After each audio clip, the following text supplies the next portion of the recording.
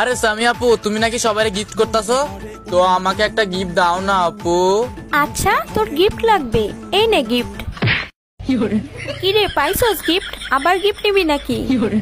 এই হালের ঘরে হালি, তুই আমার কিক দিছস? তুই জানোস আমি কে?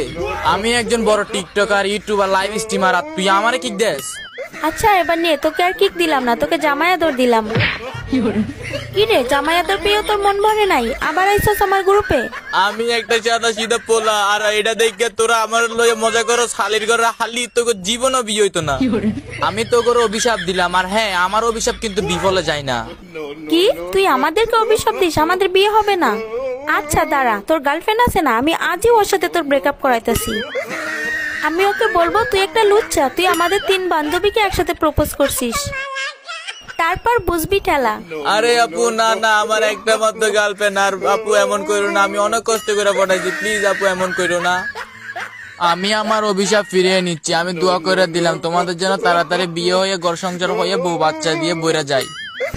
আচ্ছা ঠিক আছে, তোকে এবারকের মতো ক্ষমা করে দিলাম, যা হালার পথ, এবার গ্রুপ থেকে বের হ।